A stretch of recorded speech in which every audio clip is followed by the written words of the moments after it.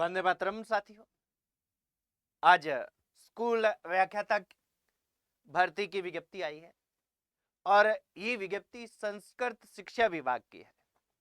और संस्कृत शिक्षा विभाग की इस विज्ञप्ति में हम पूरी तरह से बातचीत करेंगे। सभी अभ्यर्थियों के क्वेश्चंस जो अभी तक आए हैं और इस विज्ञप्ति में क्या है उसकी चर्चा करेंगे कि इसके लिए योग्यता क्या चाहिए, सिलेबस क्या है, आयु कितनी होनी चाहिए, टोटल पद कितने हैं, परीक्षा कब हो सकती है, संभावना, और इसमें वेतन कितना रहता है। वेतन तो हम सभी को पता है कि ग्रेड पे 4800 होता है और L12 श्रेणी में हमें वेतन मिलता है।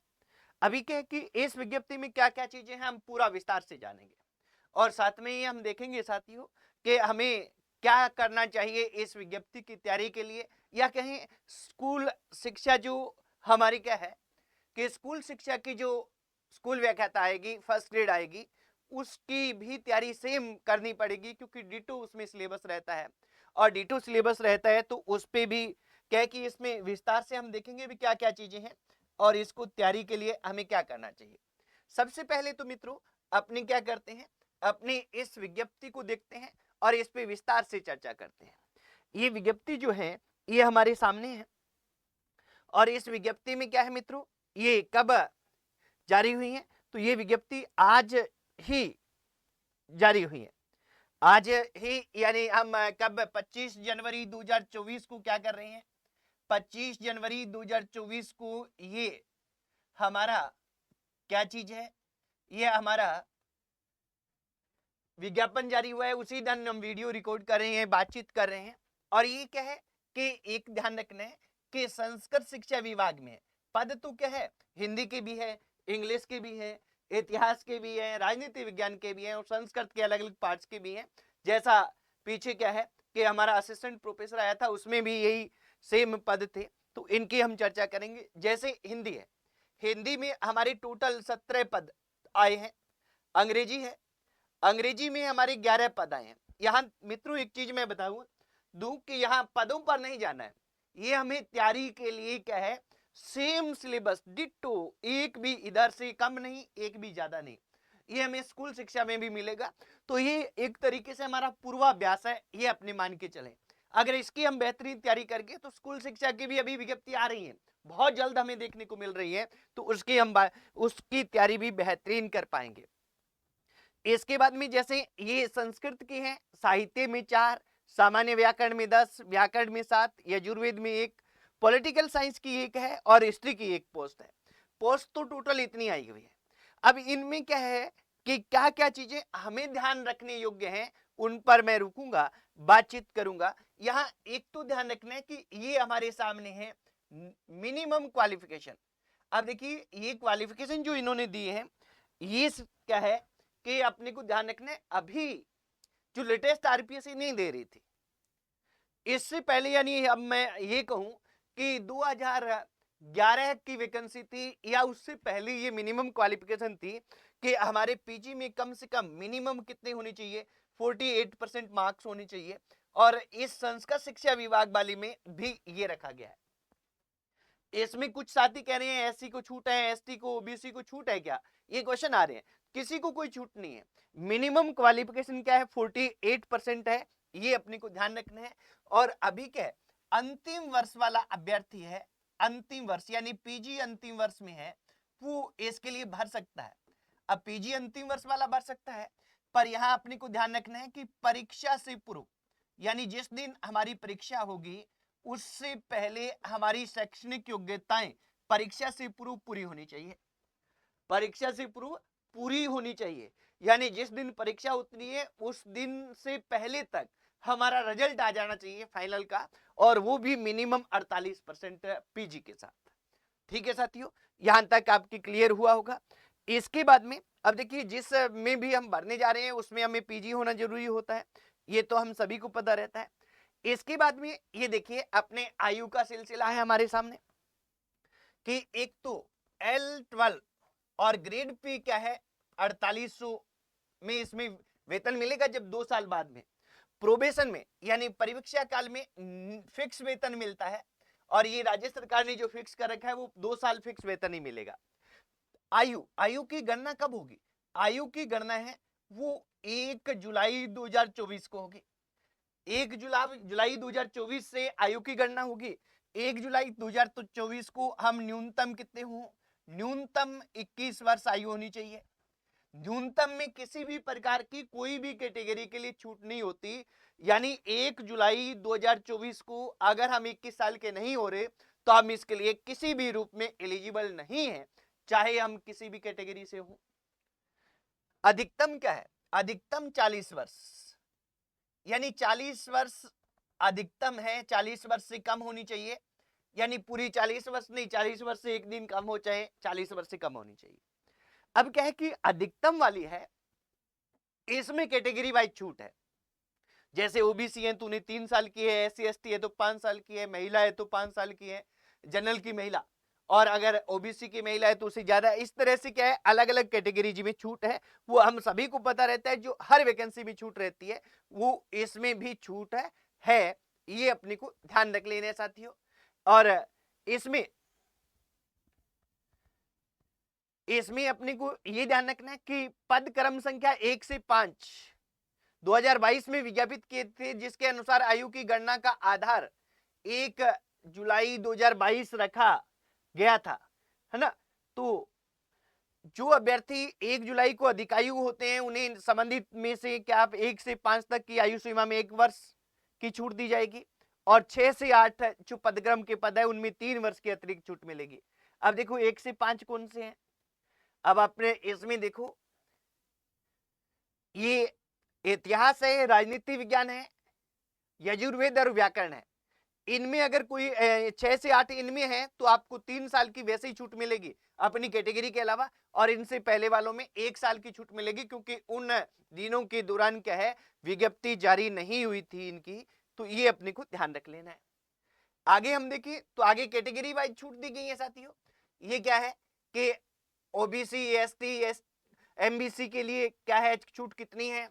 विशिष्ट श्रेणियों के लिए 5 वर्ष, अति पिछड़ा वर्ग ये महिलाएं हैं तो उनको 10 वर्ष, है ना। तो इस तरह से अधिकतम आयु में छूट दी गई है। ये अक्सर हमारे जो सामान्यतः रहती हैं सभी के लिए। ये विज्ञप्ति भी आपको मिली गई होगी, नहीं मिली है तो मैं डाल दूंगा टेलीग्राम पे, आप इसको और स्टडी कर लीजिएगा। चयन प्रक्रिया के क्या रहेगी? लिखित परीक्षा के माध्यम से चयन होगा, और लिखित परीक्षा कब होगी ये अपने इस पे बातचीत करते हैं। ये मुद्दा अभ्यर्थियों में काफी छाया रहता है। अब देखिए, परीक्षा का स्थान व माह, परीक्षा का स्थान व माह के संबंध में यथा समय सूचित कर दिया जाएगा।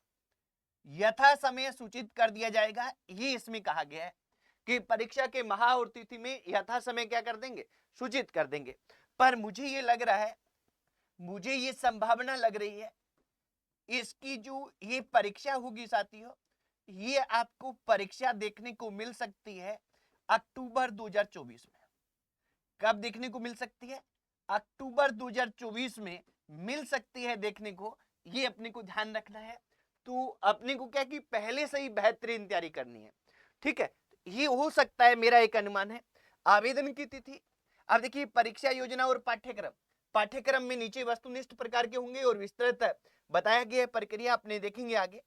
31 जनवरी 2024 से 29 फरवरी 2024 तक इसके आवेदन पत्र लिए जाएंगे, आवेदन भरे जाएंगे।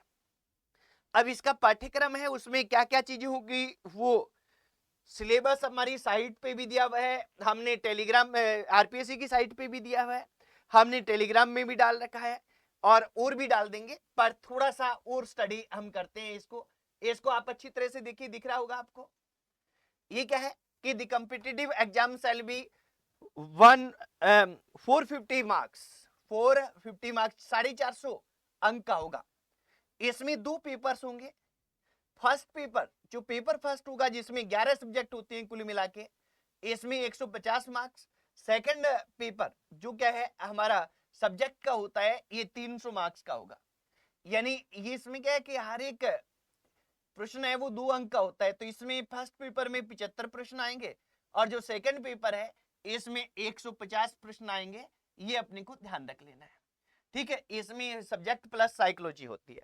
अब इसमें किस किस तरह से पेपर में क्या है कि क्वेश्चंस आएंगे वो आप देख लीजिए।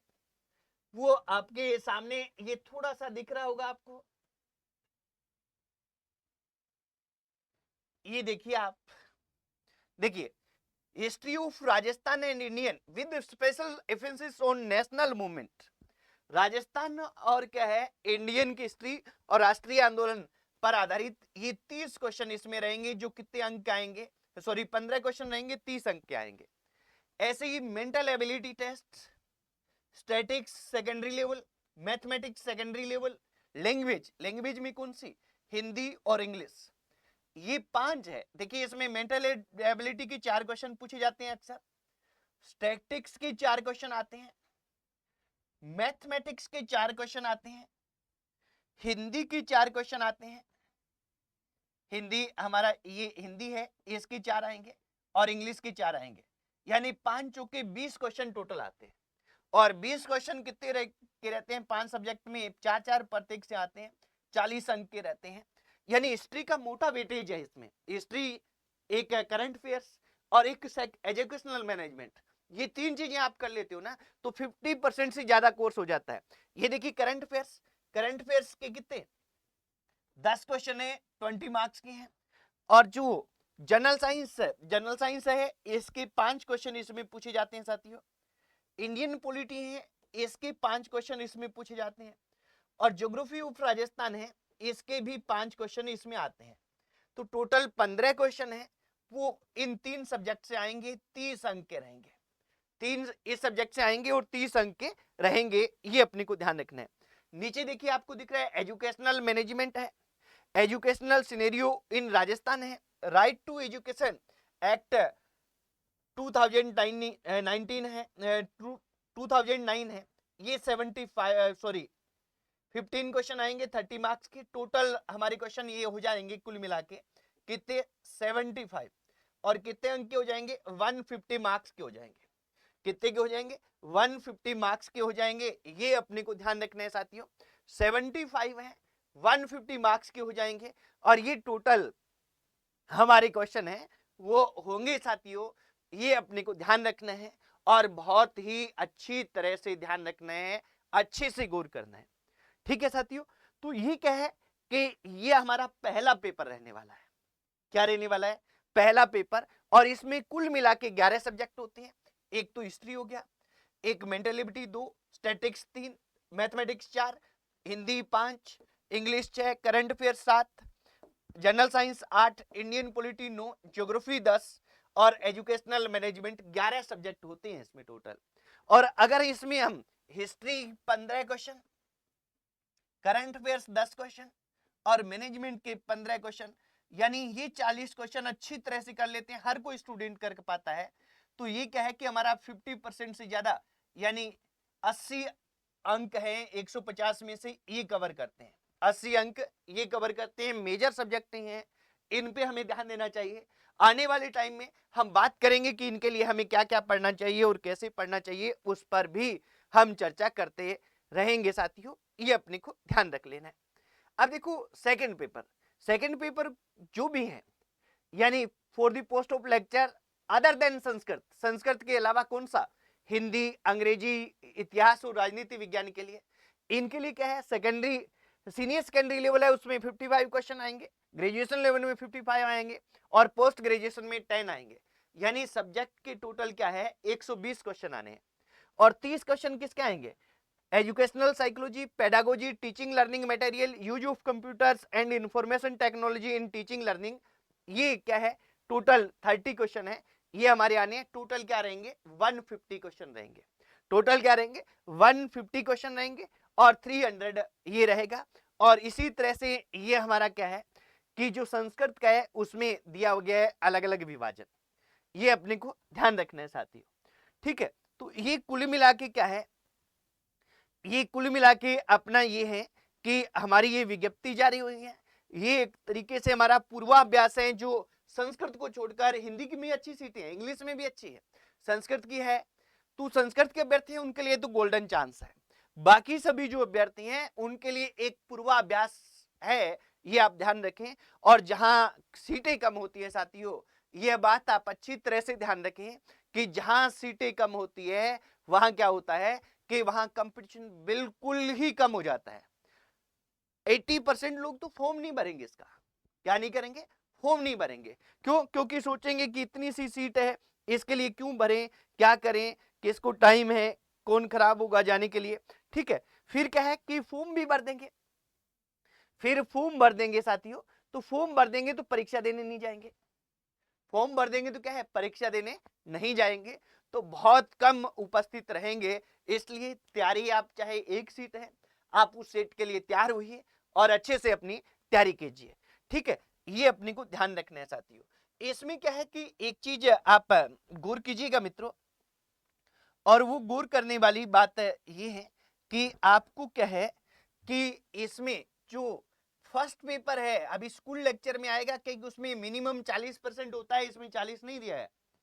तो आपको अच्छी तरह से याद करना है कि पहला तो हमारा इतिहास है, जिसमें राजस्थान और इतिहास, भारत का इतिहास है, मोस्टली राजस्थान का है, जो ग्रेड सेकंड में भी काम आता है। फिर क्या है कि हमारे पास करंट समसामयिकी है, समसामयिकी। और फिर क्या है, समसामयिकी तो परीक्षा से पहले करनी चाहिए। फिर थर्ड हम बात करें तो हमारे पास क्या है, स्कूल प्रबंधन है, स्कूल मैनेजमेंट है। ये तीन सब्जेक्ट ऐसे हैं जो क्या है कि हमारा आधे से ज्यादा कवर करते हैं। तो इन तीनों को पहले अच्छी तरह से कीजिए, उसके बाद में आप क्या है कि अदर सब्जेक्ट कीजिए, जैसे गणित है। अब गणित में क्या रहेगा, गणित में दो पोर्शन होंगे, एक तो आपका सांख्यिकी रहेगा, इसके 4 क्वेश्चन आएंगे स्टैटिक्स के, और एक पोर्शन आपका जनरल जनरल मैथमेटिक्स होगा, जनरल मैथ्स होगा, जो 10th स्टैंडर्ड होगा, इसके आपको 4 क्वेश्चन मिलेंगे। इसके बाद में आपको सामान्य विज्ञान के 5 क्वेश्चन मिलेंगे। सामान्य विज्ञान, आपको मेंटल एबिलिटी के 4 क्वेश्चन मिलेंगे, मानसिक योग्यता के 4 क्वेश्चन मिलेंगे, और आपको हिंदी के 4 मिलेंगे, आपको इंग्लिश के 4 मिलेंगे, आपको किसके मिलेंगे, आपको हिंदी के 4 मिलेंगे क्वेश्चन, जो व्याकरण होता है हिंदी, आपको क्या है कि इंग्लिश, अंग्रेजी जो व्याकरण होता है, इसके आपको 4 क्वेश्चन मिलेंगे। ये अपने को ध्यान रखना है। और इसके बाद में क्या रह गया आपके, भारतीय राजनीति, इंडियन पॉलिटी, भारतीय राजनीति है, इसके आपको 5 क्वेश्चन मिलेंगे। भारतीय राजनीति के क्या है, 5 क्वेश्चन आपको मिलेंगे, और 5 क्वेश्चन ही राजस्थान के भूगोल है, इस राजस्थान के भूगोल के मिलेंगे। और ये अपने को ध्यान रखना है साथियों, अभी अपने को नया भूगोल अच्छी तरह से ध्यान रखना है, और उसके मिलेंगे 2 पोर्शन ये हो गए, तो टोटल 11 हो गए। 75 क्वेश्चन आने हैं, और 75 क्वेश्चन 150 के आने हैं। स्कूल शिक्षा में यही आएंगे, इसलिए आज से ही रणनीति बना के और अपनी तैयारी को क्या है, अपनी तैयारी को धार देना प्रारंभ कीजिए मित्रों। क्या कीजिए, अपनी तैयारी को धार देना प्रारंभ कीजिए, अच्छे से तैयारी कीजिए, और अच्छे से क्या है कि आगे बढ़िए साथियों। ये अपने को ध्यान रखना है। अभी क्या है कि आने वाले दिनों में इनके लिए हमें क्या पढ़ना है, कैसे पढ़ना है, किस तरह से तैयारी करनी चाहिए, उनकी मैं बातचीत करूंगा, लगातार करूंगा। और ये समसामयिकी और इतिहास है, स्कूल मैनेजमेंट है, इन पे आपको क्वेश्चन सीरीज भी लेके आऊंगा, और अपनी बातचीत भी करते रहेंगे इसी चैनल पर, और लगातार हमारी बातचीत चलती रहेगी साथियों। आज इतना ही साथियों, फिर मिलते हैं, तब तक के लिए जय हिंद, वंदे मातरम।